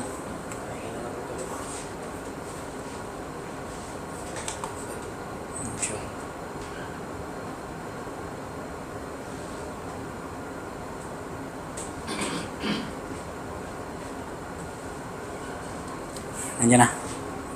Yan. Masinin nyo. Nandito tayo sa forever. Dito yun, di ba? Dito. Satan and sinners would be destroyed. Si Satanas at yung mga makasalanan ay i-destroy. So saan kayo gusto nyo ba dyan? I-destroy ka din kasama ni Satanas. Kapag nandiyan ka pumanig. Never more to disturb heaven or the purified new earth. Pansinin nyo, ipipurify itong planetang ito. Mababasa nyo din ito sa sa 2 Peter chapter 3. Na itong lupang ito, nating kinatatayuan, susunugin ng apoy. Jesus bade the heavenly host be reconciled to the plan that His Father had accepted and rejoiced that through His death, fallen man could again be exalted to obtain favor with God and enjoy heaven. So sabi ni Jesus Christ, doon sa mga anghel na hindi nalulugod doon sa plano, sabi niya, makiisa kayo sa plano. Makiisa kayo kasi kapag ako'y namatay, ay marami akong ililigtas. Diba? Marami akong ililigtas. That yung tao na nabagsak doon sa kasalanan ay makabalik doon sa kanyang kalagayan na tayo ay hindi namamatay at tayo makabalik doon sa favor of God, with God. Diba? Then joy, inexpressible joy, filled heaven, and the heavenly host sang a song of praise and adoration. They touched their harps and sang a note higher than they had done before, for the great mercy and condescension of God in yielding up His dearly beloved. So pansinin natin ito, nung ginawa ni Jesus Christ, sabi ng Panginoong Hesus, makiisa kayo sa plano, para yung tao ay makabalik. Bibigyan natin siya ng second chance. Alam mo ang ginawa ng mga anghel? Yung kanilang pagtugtog ng harp, ay itinaas nila ng sobrang taas na hindi pa nila naitutugtog dati. Dahil sa plan of redemption ng Panginoon na gagawin niya para sa fallen race. And then sabi pa dito, ang tao ay nagplano ng kaligtasan sa pamamagitan ng gawa. Dito na tayo, babalik tayo dito sa tao. So pansinin nyo, paano ang tao nagpaplano ng kaligtasan sa pamamagitan ng kanyang gawa? So titingnan natin sa Biblia. Anong hakbang ang ginawa ni Adan at Eva nang sila ay magkasala? Ano kayang ginawa ni Eva at Adan nung sila ay nagkasala? Sabi dito, chapter 3 verse 7 ng Genesis. Sabi dito, at parehong nabuksan ang kanilang mga mata at nalamang sila ay mga hubad, magkasama silang nagtahi ng mga dahon ng puno ng igos, kanilang ginawang panakip. So, ang tao, gumagawa siya ng paraan para sa kanyang kaligtasan. Di ba? Nagtahi siya ng dahon ng igos. Hindi nyo ba alam na yun ay hinubad ng Panginoon? Yung dahon ng igos na yun? Na ang tao gumagawa ng pantakip dun sa kanyang kasalanan. Nahubad yung kanilang damit ng dahilan dun sa kasalanan. Para pagtakpan yung kanilang kasalanan, ang ginawa ng tao, nagtahi siya ng dahon ng igos. At ano kaya ang ginawa ng Diyos? So, yan ay sa kapareha sa atin ngayon. Ang tao ay naglikha ng kung ano-anong religion para sa kanilang kaligtasan. Diba? Ang daming religion ngayon. Napakadami. Ano nyo sa sect? Kung ilan ang religion? Around 10,000 religion worldwide. At 3,000 dyan yung Christian. Pansinin nyo yan. Gaano kahirap dyan hanapin yung totoo? Wala namang relihiyon na magsasabi sila'y mali. Diba? Kaya ito yung dahilan. Kailangan malaman natin kung ano yung plano ng Diyos. Ano ba talaga yung plano ng kaligtasan? Saan tayo nanggaling? Saan tayo papunta? Pag maintindihan natin yan ng malinaw, madali na nating hanapin yung denomination na nagtuturo ng tama. So sabi dito, may magagawa ba ang tao na iligtas ang kanyang sarili? Sabi dito sa Jeremias chapter 13 verse 23. Sabi dito, helpless to change. Sabi dito, makapagbabago baga ang Ethiopia ng kanyang balat o ang leopardo ng kanyang batik? Kung magkagayoy, makakagawa naman kayo ng mabuti na mga bihasang gumawa ng masama. Sabi niya dito, makapagbabago daw ba yung mga negro? Sino bang negro na nagpaputi? Nakilala ninyo? Si Michael Jackson. Pero, si Michael Jackson, pag hindi na uminom ng kanyang pampaputi, bumabalik dun sa dati. Di ba? Katulad ng leopardo. Yung leopardo, may mga batik-batik yan. Sa leopardo, hindi mo yan kayang tanggalin yung batik-batik. Di ba? Kasi yan ay kung ano yung kanyang, pagkahayop. So, sa atin, na tayo yung makasalanan, hindi natin kayang iligtas yung ating sarili. Hindi natin kayang baguhin tayo na sa magitan ng sarili lang natin.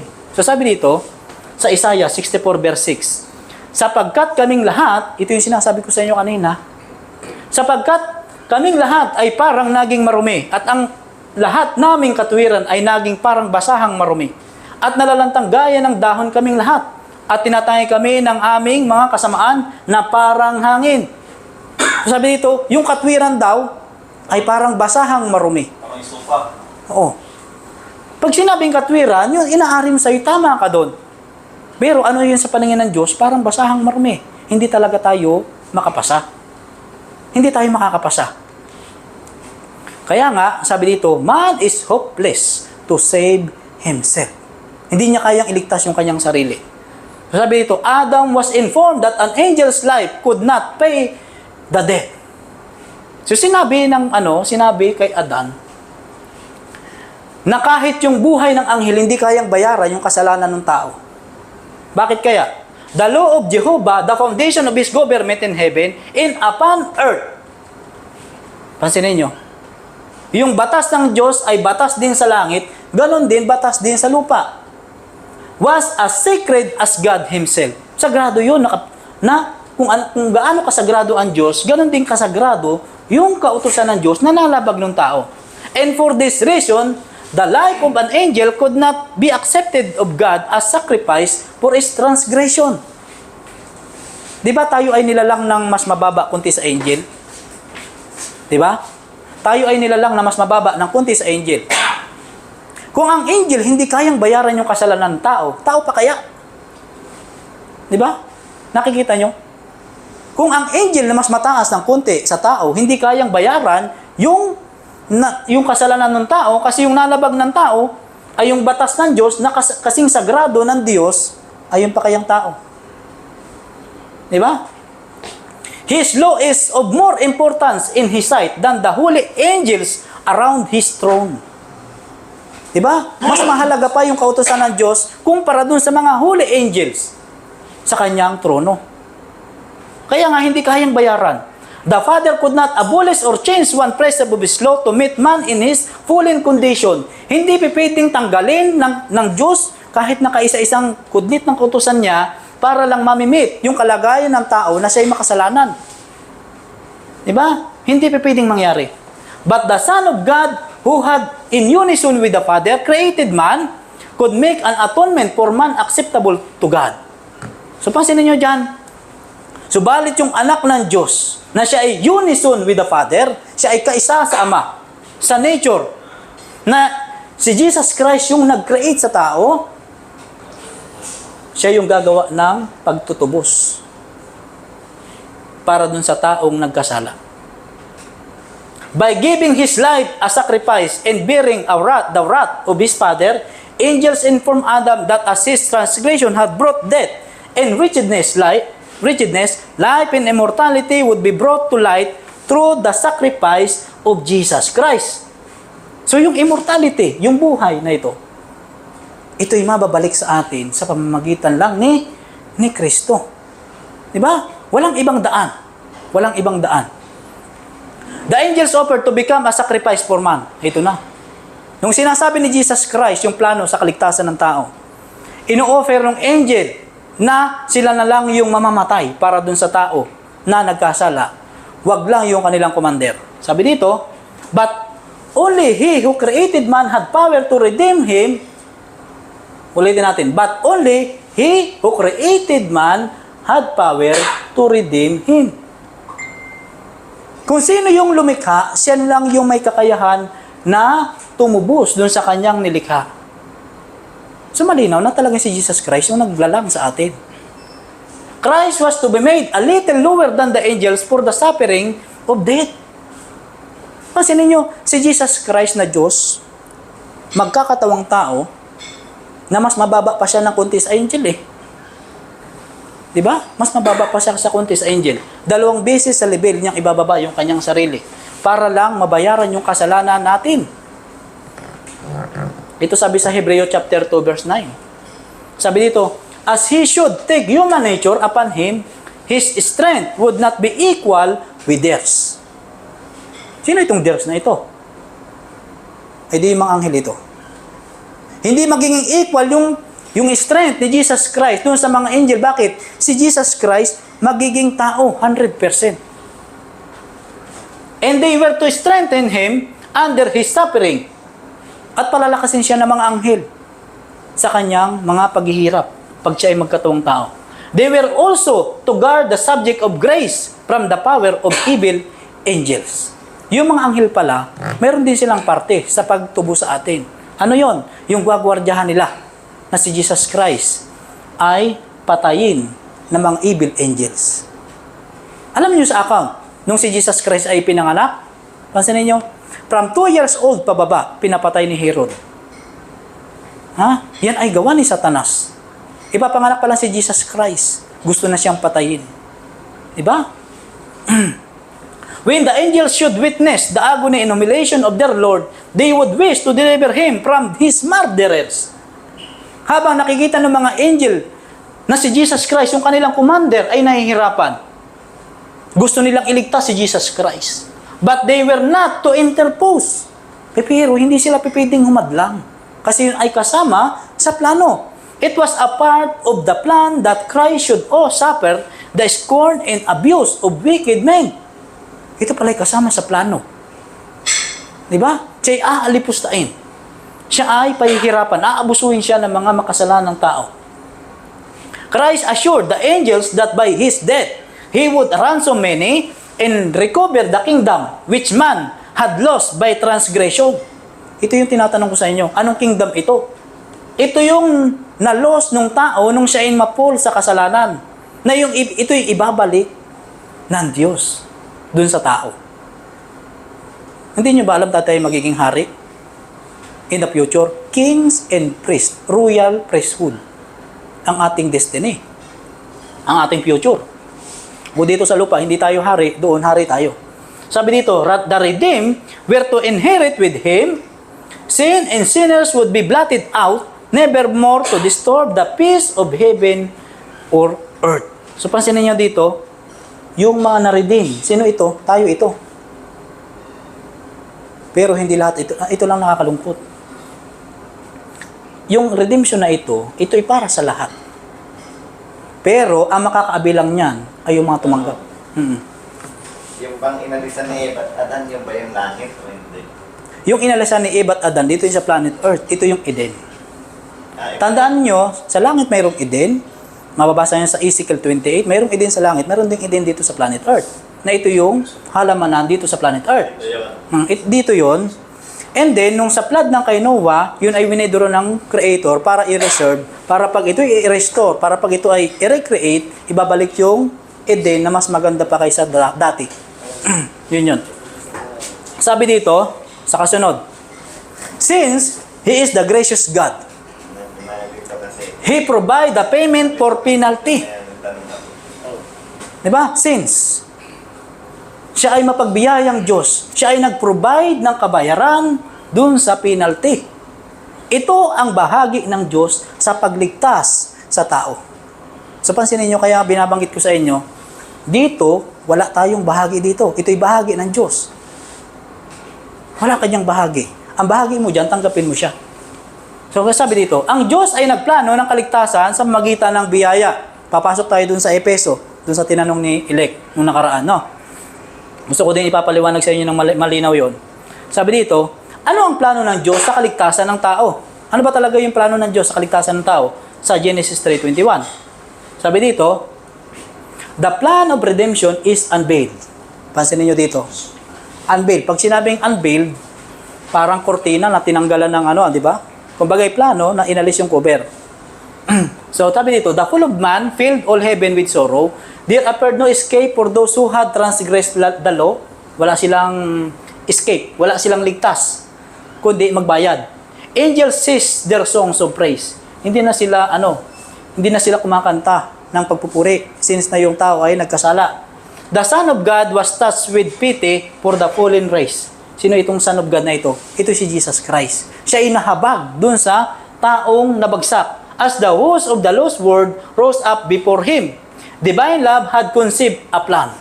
Yung divine love, yung maka-Diyos na pagmamahal, siya ay nagtago ng plano. Ito yung binabanggit ko sa inyo nung nakaraan na itinago ng Diyos. Na kapag ang tao ay nabagsak, yung kaisa-isang anak ng Diyos ang siyang magbabayad ng kasalanan. The broken law of God demanded the life of the sinner. Dinidemand ng batas ng Diyos na yung buhay nung nagkasala ang siyang magbayad. Only one equal with God could make atonement for its transgression. Isa lang daw nakapantay ng Diyos ang makagagawa ng pagtubos dun sa nalabag na yon. Di ba? Ganyan si Jesus Christ, kaimportante sa ating kaibigan. None but Christ could redeem fallen man from the curse of the law and bring him again into harmony with heaven. Kaya nga, tinatanong ko sa inyo nung nakaraang ating talakayan, pwede bang kahit na sinong tao ay mabayubay dun sa cross, nabayaran yung ating kasalanan? Hindi pwede. Kasi yung tao, hindi niya kayang bayaran yung kasalanan ng tao, liban na yung maker ng tao, ang siyang magbabayad nun. Kaya from the word redeem, pagbabalik sa tunay na nagmamayari. Hindi sabi dito, Christ would take upon Himself the guilt and shame of sin to rescue the ruined race. Pansinin nyo, the plan of salvation had been laid before the creation of the earth. So yung plano na yan ay nakatalaga na. Hindi pa nalalang yung ating planeta.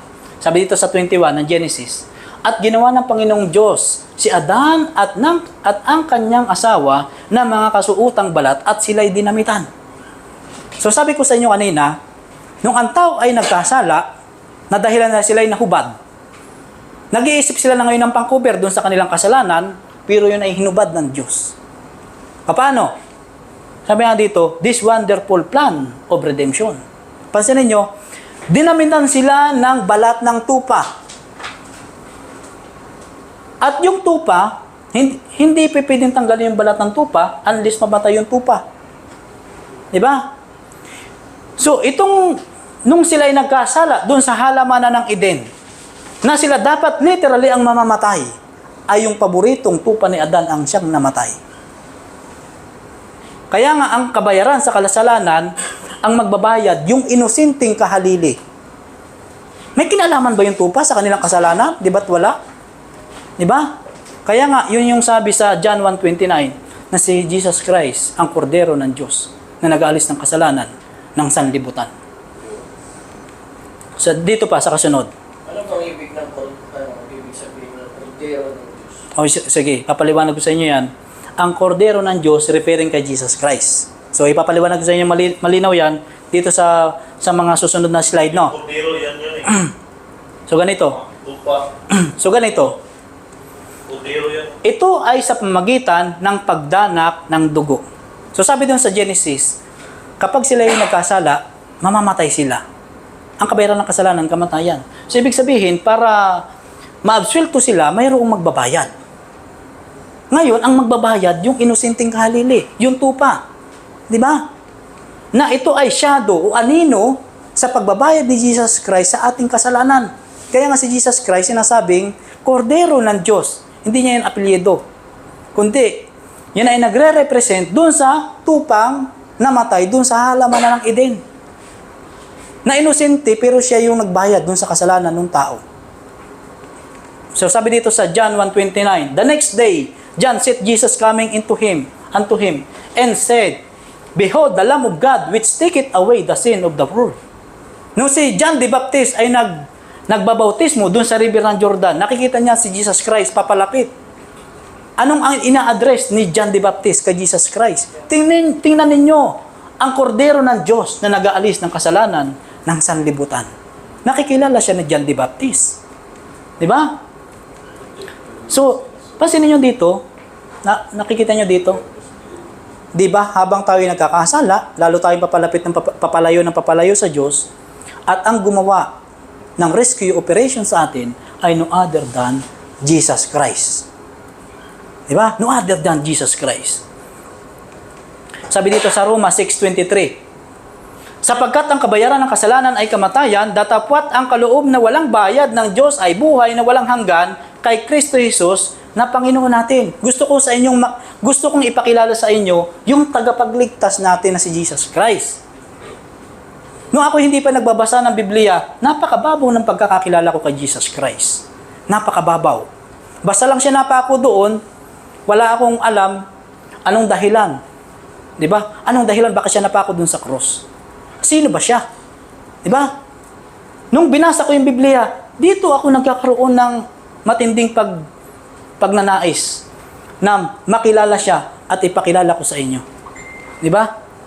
So sabi dito, biyaya ay regalo ng Diyos. Bigay ng Diyos sa taong di karapat-dapat. Pag sinabing biyaya, grace. Yun sinabi ng elect. Wala tayong bahagi dyan. Bahagi yan ng Diyos sa ating kaligtasan. So sabi dito, ano ang nakapaloob sa plano ng Diyos na kaligtasan para sa tao? Sabi dito sa Efeso chapter 2 verse 8 to 9, ito ay kaloob ng Diyos. Pag sinabing kaloob, bigay. Sabi dito, sapagkat sa biyaya kayo naligtas sa magitan ng pananampalataya at ito'y hindi sa magitan ng inyong sarili, ito'y kaloob ng Diyos. Ito'y parang regalo. Ngayon, kung ang kaligtasan, Ayun.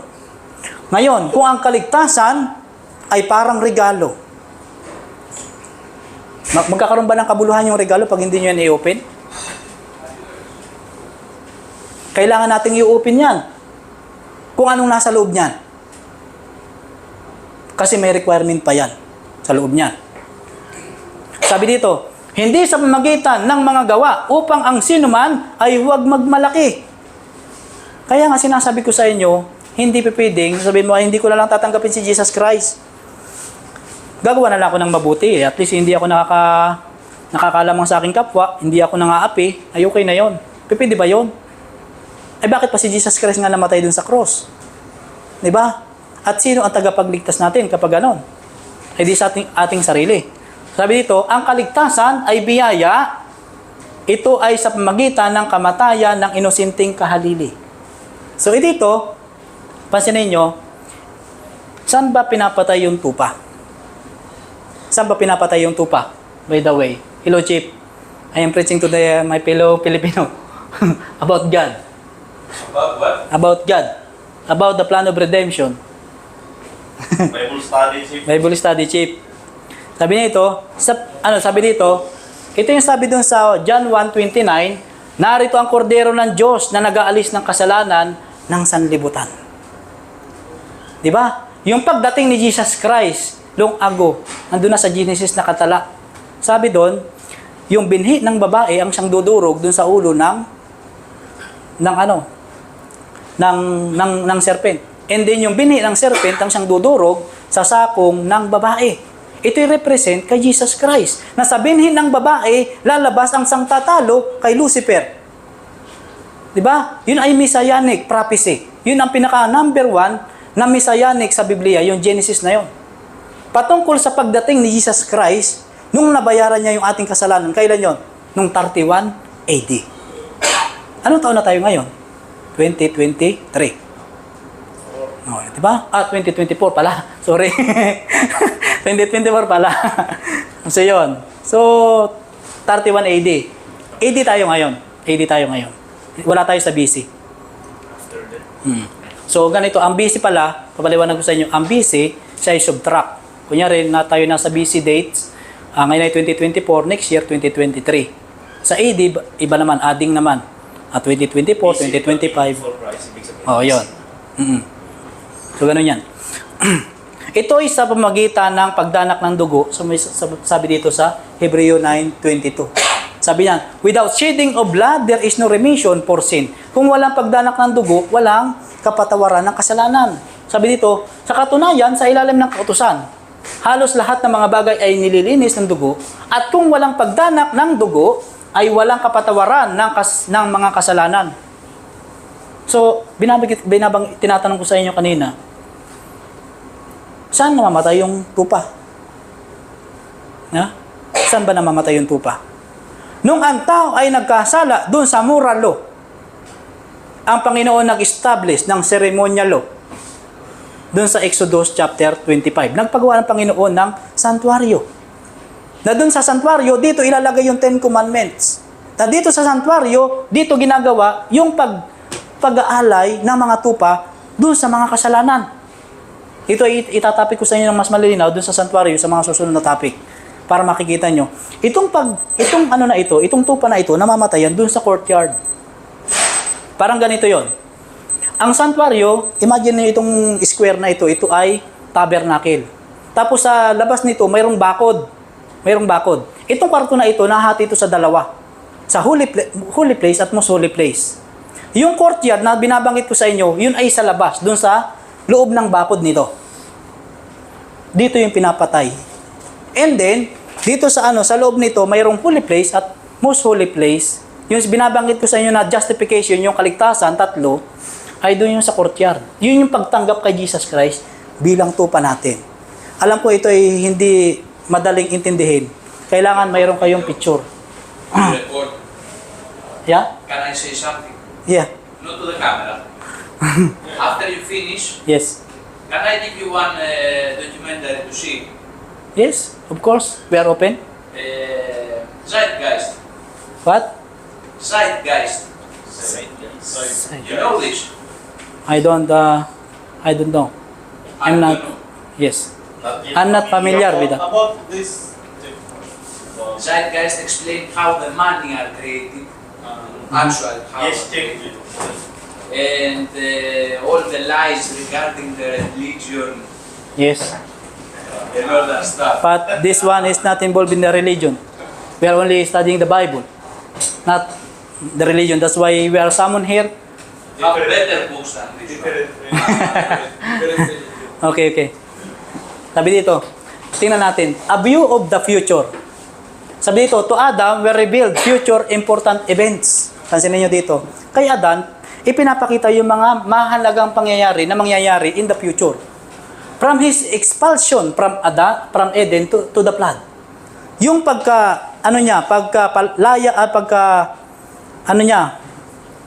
pagkapalaya sa kanya dun sa halaman ng Eden hanggang dun sa flood kay Noah. Around 2,000 years since creation, hanggang dun sa flood. And onward to the first advent of Christ, hanggang dun sa first advent ni Jesus Christ, nung siya ay nagkatawang tao. Kailan siya pinanganak? Around 3 to 4 BC. And then, His love for Adam and his posterity would lead the Son of God to condescend to take human nature and thus elevate through His own humiliation all who would believe on Him. Kailangan lahat ay manampalataya sa Kanya.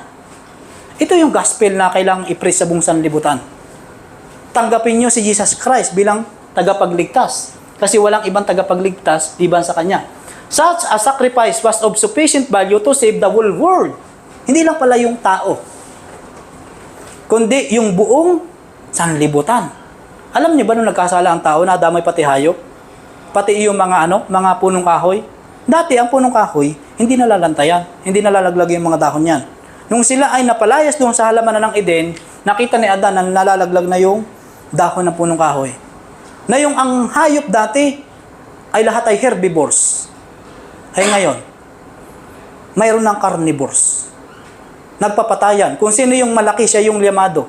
Diba? Kung sino yung matapang, kung sino yung malalaki yung pangil, siya yung liyamado sa mga hayop.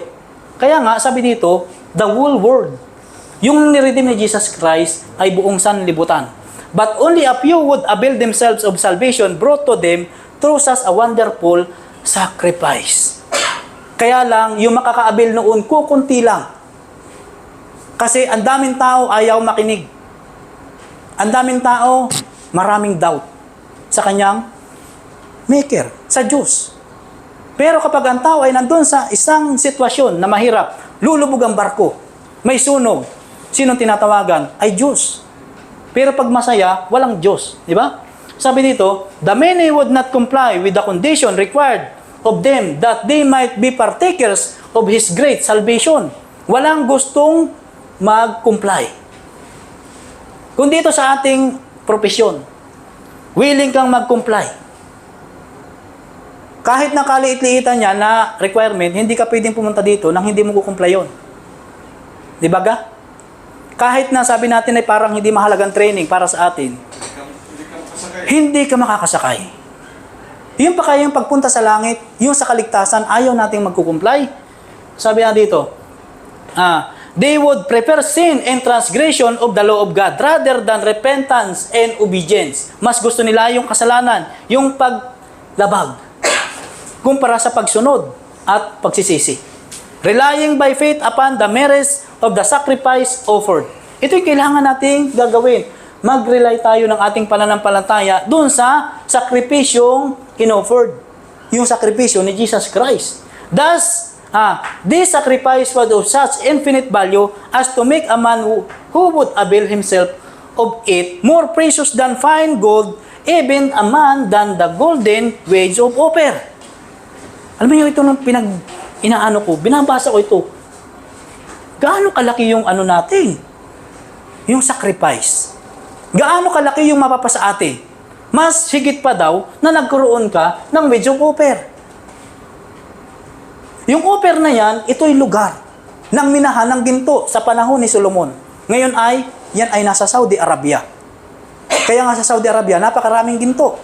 Kasi doon yung minahan ni King Solomon. Around 933 BC, si Solomon namatay. Yung minahan doon sa offer, ay mas higit pa daw doon ang mapapasa iyo. Tinitingnan ko kanina doon sa aking research. Mayroon ka makukuha doon sa minahan na yon na at least $125,000. $125,000 ang mapapasa iyo.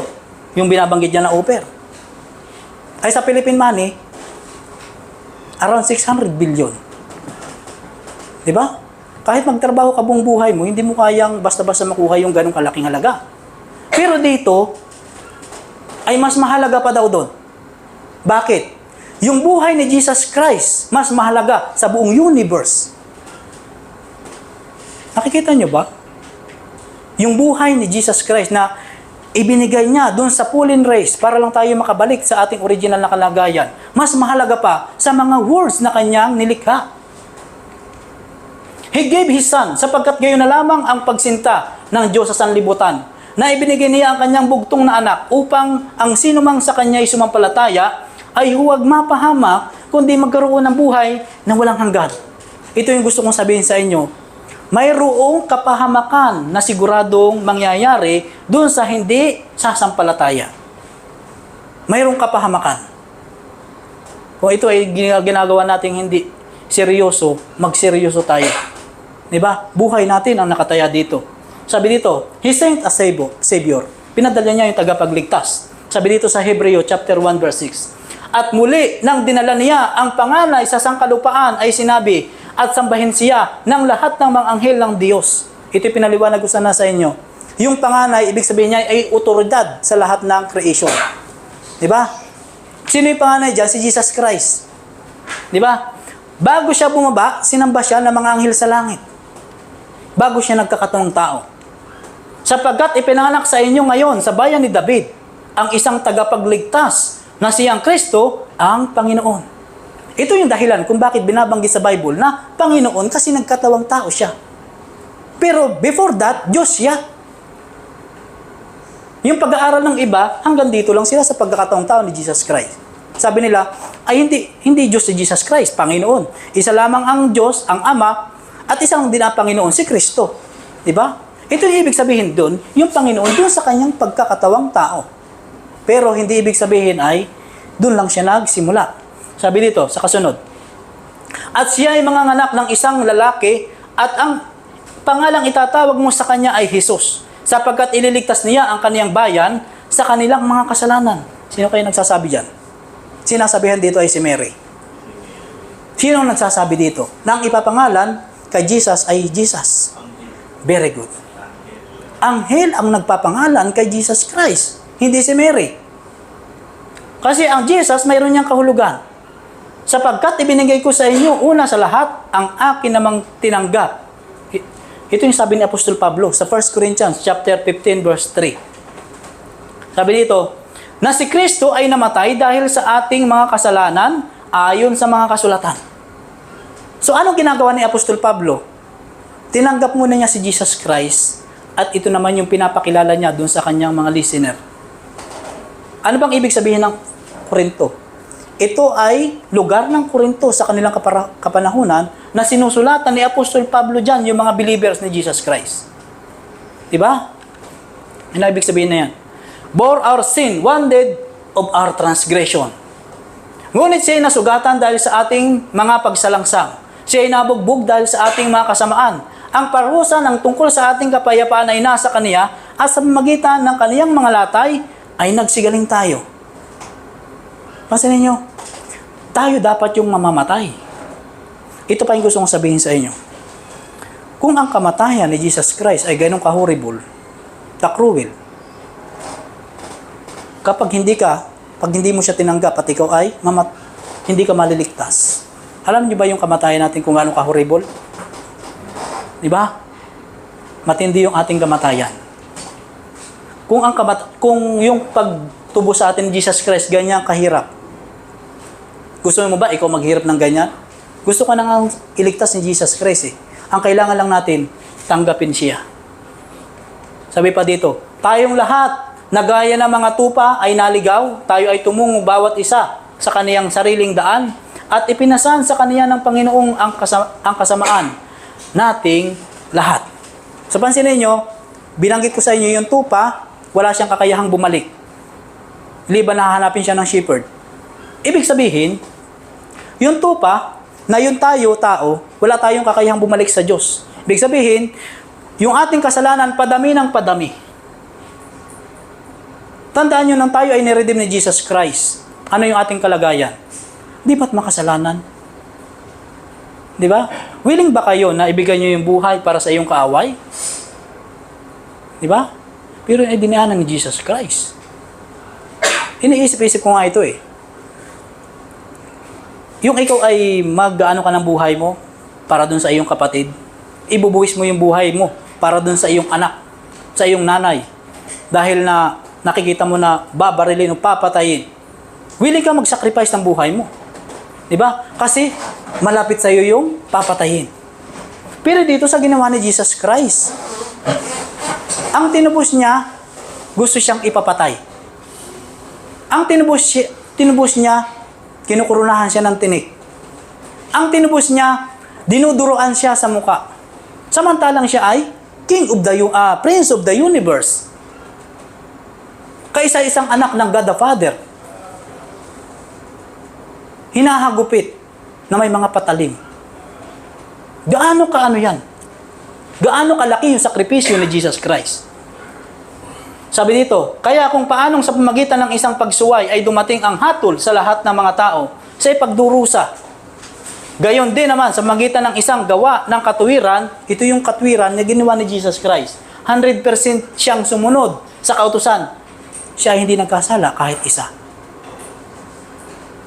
Ang kaloob na walang bayad ay dumating sa lahat ng mga tao sa ikaaring ganap ng buhay. Alam niyo pa, may isi-share pa ako sa inyong ganito. Nung si Jesus Christ ay nagkataong tao, hindi lang niya iniwanan yung kanyang trono sa langit. Napaka-risky ng kanyang mission. Bakit? Kapag siya ay natukso ni Satanas, kahit isa, hindi na siya makakabalik sa piling ng kanyang ama. At kasama siyang mapaparusahan dun sa impyerno. Napaka-risky ng mission ni Jesus Christ na kanyang ginawa sa atin. Ngayon, hindi natin nakikita. Diba? Sabi dito, Jesus paid the debt for our forgiveness. Binayaran ni Jesus Christ yung kapatawaran sa ating mga kasalanan. Upang kung paanong ang kasalanan ay naghari sa ikamamatay, ay gayon din naman ang biyaya ay makapaghahari sa magitan ng katwiran sa ikabubuhay na walang hanggan sa magitan ni Jesucristo na Panginoon natin. Pansinin natin, tayo ay hindi namamatay dati. Hindi tayo namamatay dati. Hindi natin kailangan magtrabaho para lang kumain. Lahat ay provided na ng Panginoon. Pero, yung obedience lang ang iniintay sa atin. Ngayon, nung tayo ay nagkasala, binayaran tayo. Kaya nga ito yung sinasabi ko sa inyo, tayo ay sons by creation and sons by redemption. sabi dito, malapit na tayo magtapos dito, no?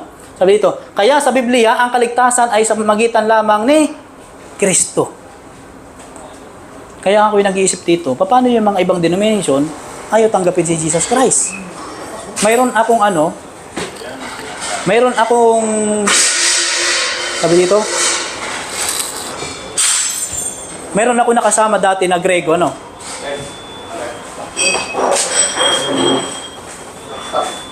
Ngayon ay electrician. Sabi niya, mas dakila pa daw si John the Baptist kumpara kay Jesus Christ. Hindi niya pinaniniwalaan si Jesus Christ bilang Messiah.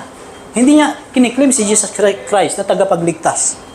Pero, ano sabi dito? At sa kanino mang iba ay walang kaligtasan sapagkat walang ibang pangalan sa silong ng langit na ibinigay sa mga tao na sukat nating ikaligtas. Di ba? Walang makapagliligtas sa atin no other than Jesus Christ. Sabi dito sa 1 Timothy chapter 2 verse 5. Sapagkat may isang Diyos at may isang tagapamagitan sa Diyos at sa mga tao ang taong si Kristo Jesus. Sabi dito sa Biblia, isa lang yung ating mediator. Kapag gagawa ka pa ng ibang mediator, hindi yun biblical. Ang mediator natin ay si Jesus Christ lang. Sabi dito, sinabi sa kanya ni Jesus, dito na tayo magtatapos. Ito yung huling talata na aking gagamitin sa inyo. Sinabi sa kanya ni Jesus, ako ang daan at ang katotohanan at ang buhay. Sino man ay di makaparoroon sa Ama, kundi sa pamamagitan ko. Walang shortcut, kapatid. Walang shortcut. Si Jesus Christ ang daan sa kaligtasan. Sabi nga, kaya nga marami ang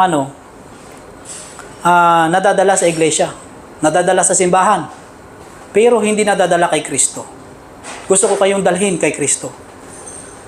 Pag nakita nyo kung gaano si Jesus Christ kahalaga sa buhay natin, yan yung pasimula ng karunungan. Ang pagkakilala sa Diyos ay simula ng karunungan, sabi ni King Solomon.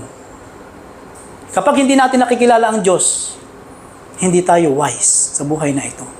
Be wise, sabi ng Panginoon. Be wise. Kung tayo ay magaling sa ating mga propesyon, di ba dapat mas magaling ka sa buhay mo? Di ba? Buhay mo ang dapat i-priority natin. So, ito yung ating dalangin. Mayroon kayong tanong sa ating tinalakay kung sino si Jesus Christ? Mayroon kayong tanong? Mayroon ba? Kahit ano. Kamegs. Ha? Okay na. Okay na. So, kung wala na kayong tanong, ako'y Tanong yun. Oo. Nagpapasalamat ako sa inyo at tatapusin natin ito sa isang panalangin. Na? O dakila at mahabagin Diyos, ang maraming banal na ang tanay nasa mga langit. Pinabalik ko, Panginoon, ng paburit pasasalamat sa inyong pangalan. Nawa ay nadakila namin ang inyong pangalan sa inyong pong trono sa langit. Panginoon, nagpapasalamat ako na binibigyan niyo kami ng panahon para pag-aralan ang inyong pong mga salita. Dalangin ko, Panginoon, sa mga nakinig ngayon, pagpalain niyo sila in a special way na hindi matatapos ngayon ang kanilang pagsasaliksik. Mauhaw naman sila sa katotohanan na maglilid sa kanila sa kaligtasan. Panginoon, gabayan niyo sila ng inyong banal na spirito na pahalagahan nila ang kanilang buhay habang may panahon. Habang hindi namin, Panginoon, nalalaman, hindi namin mapipredict kung hanggang kailan maglalas ang buhay namin. Pero, Panginoon, nais naming tanggapin kayo bilang personal ng tagapagligtas ng aming buhay. Panginoon, baguhin niyo kami sa buhay na ito. Panginoon, patawad po sana nagagawa namin kasalanan. At sana sa mga makakapanood ng bidyong ito, sana itapusin nila ito. At makilala nila kayo, Panginoon, na kayo ang tagapagligtas namin na kailangan naming tanggapin. Ito po yung aming dinadalangin, Ama, sa pangalan po ng Panginoong Hesus. Amen.